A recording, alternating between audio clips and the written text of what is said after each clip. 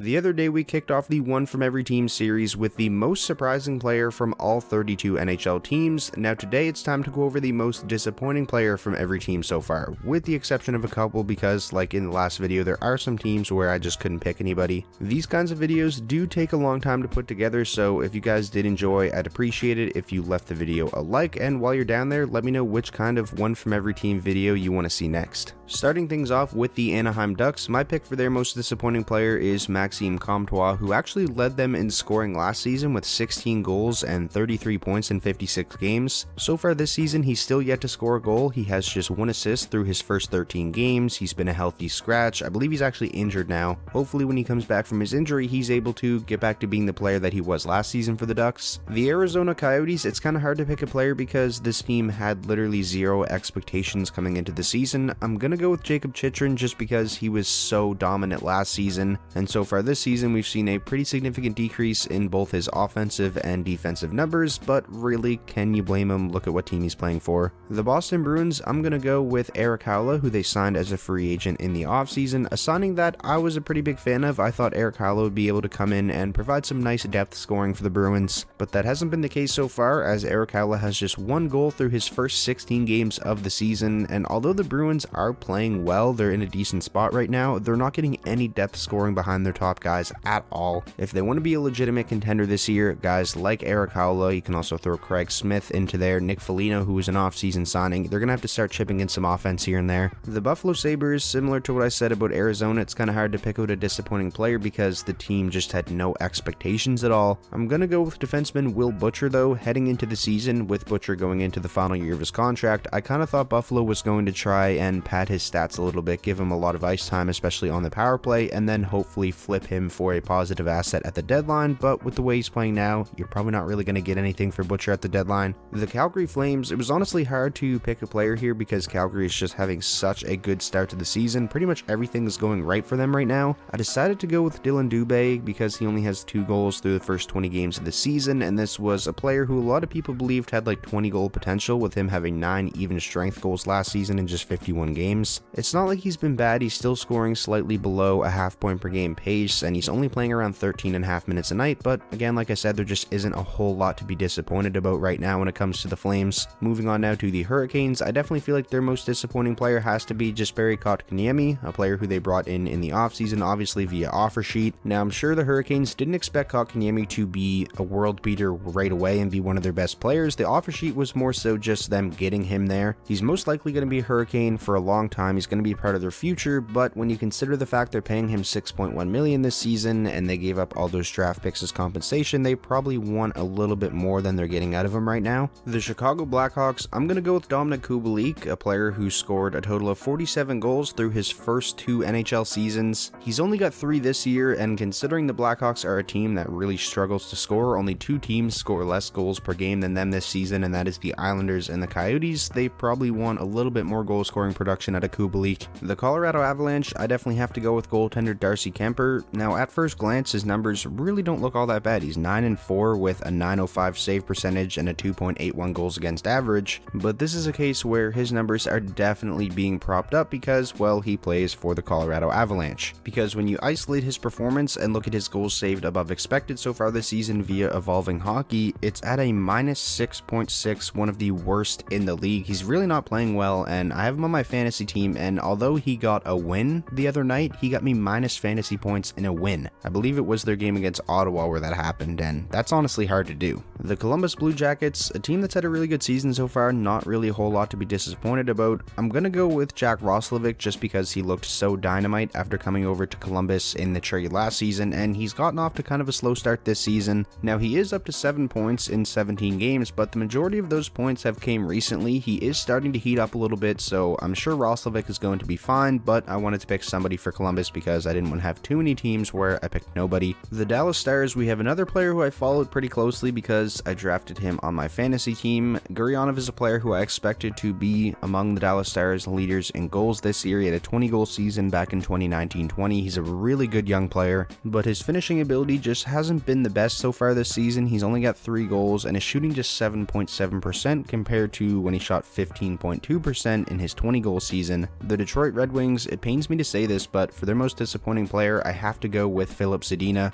I wouldn't say he's been bad, like his overall game looks fine, he just cannot put the puck in the net, and it seems like he gets the most grade A chances on the Red Wings. And the narrative around Zadina going back to the start of last season has kind of been, well, he's just getting unlucky, the goals are going to come, he just can't catch a break, and that's kind of still what everybody's saying. At what point does that narrative shift from that to this guy just cannot finish, he's not a good finisher? The Edmonton Oilers, this is a little bit of a weird one, but I'm actually going to go with Brendan Perlini, who has 0 goals, 0 points in 12 games for them so far. He was probably one of the most impressive players in the preseason, and I know preseason really doesn't mean a whole lot in the long run. This is a guy that I was really rooting for because he spent some time with the Red Wings, showed flashes of being a really good goal scorer. He's had an NHL season with 15 plus goals. After watching him in the preseason, I thought maybe we could see him get back to that 15 goal-ish level with the Oilers, but it's just not going to happen. Moving on now, we have the Florida Panthers. Kind of hard to pick a player from a team that is clicking like the Panthers are. They still haven't lost a home game this season, which is crazy. For the most disappointing player, I am going to go with goaltender Spencer Knight, though, just because I picked him to win the Calder Trophy heading into the season, and he looked so good in the small sample size we've seen from him last year. And although he hasn't been bad this season, he is the clear-cut number 2 in Florida this season with the resurgence of Sergei Bobrovsky. Moving on now to the Los Angeles Kings, we have another goaltender here in Cal Petersen. I feel like I say this so often, but goaltending is just so random and so unpredictable. Cal Petersen literally carried the goaltending tandem for the LA Kings over the past couple of seasons, and this year it's Jonathan Quick who's carrying the Kings goaltending. I'm a fan of Petersen's game still. I'm not going to let this sample size outweigh the past 2 seasons, but I would say he's definitely been pretty disappointing so far this year. The Minnesota Wild, I'm definitely going to go with Jordan Greenway. He's never been a big-time goal scorer, but he still has 0 goals so far through 15 games, only 3 points, and this is a player that you'd usually expect to score above a half point per game pace. Now, he is coming off of an injury, so I'm sure that's playing a little bit of a factor here, but even though he isn't producing offense as much as the Wild would probably like, it really hasn't affected the team because they're still playing well.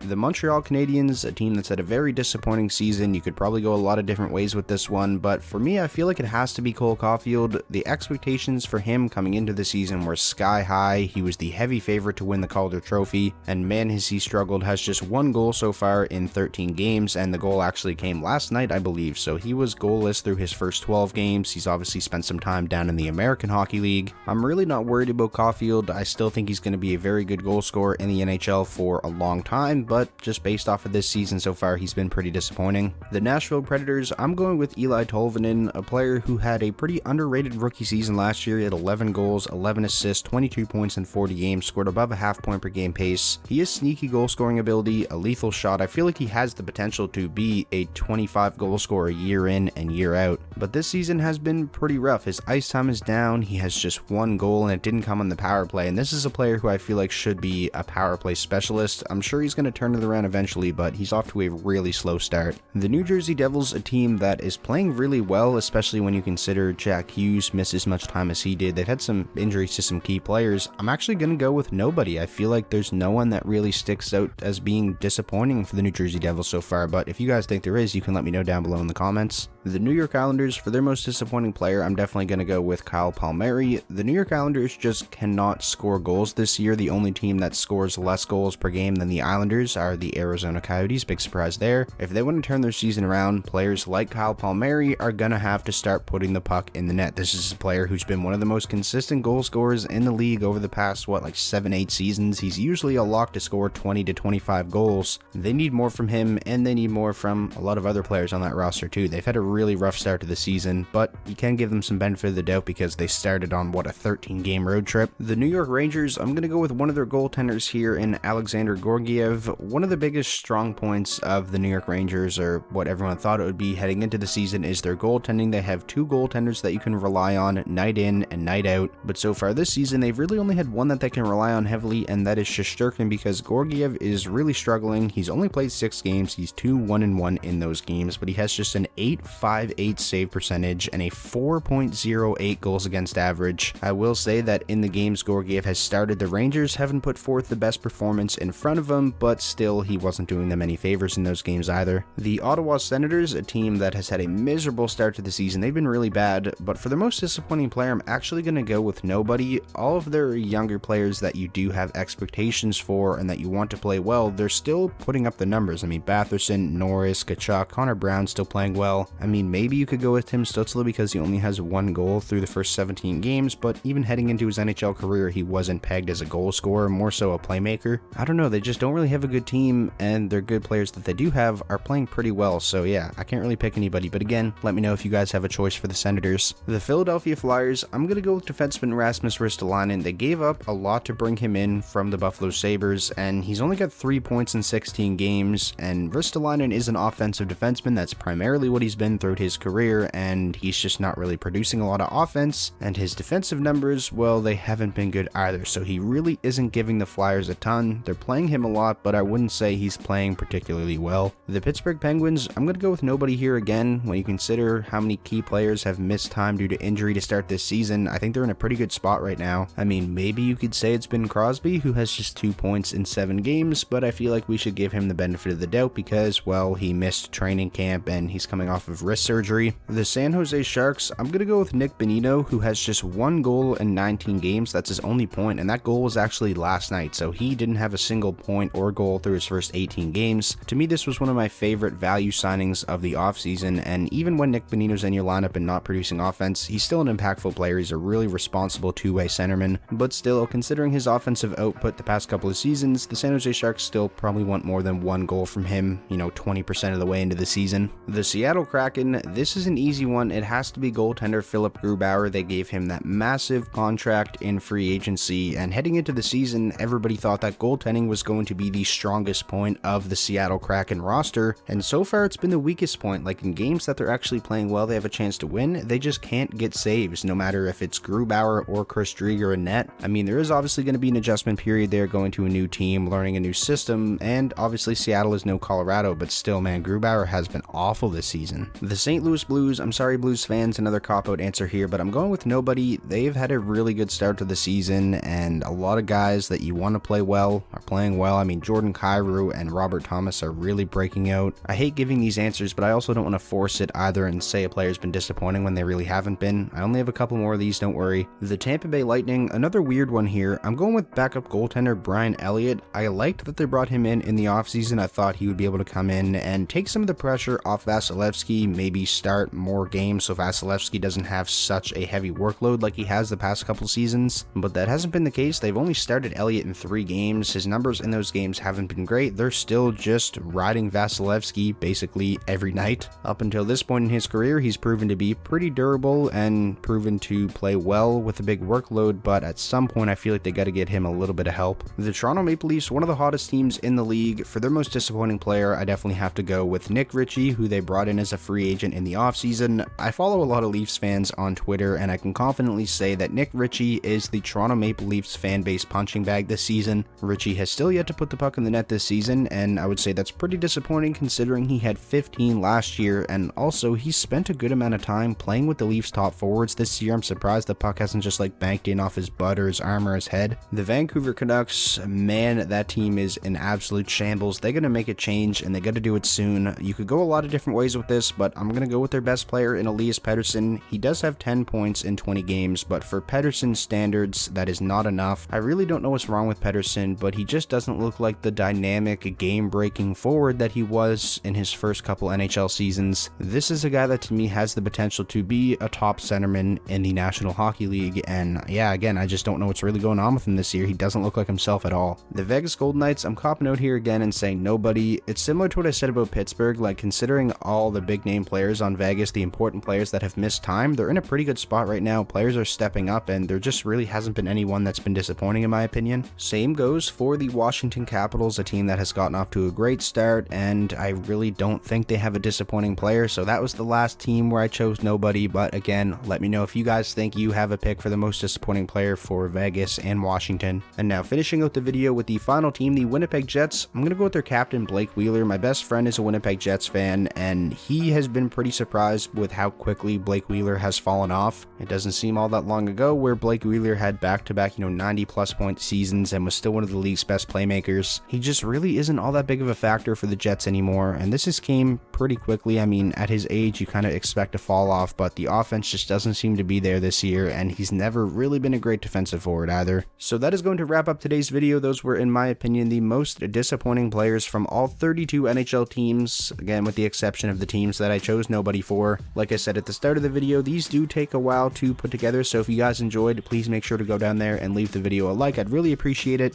And of course, if this is your first time checking out the channel and you want more NHL content just like this, be sure to hit that subscribe button, and I will talk to you all soon.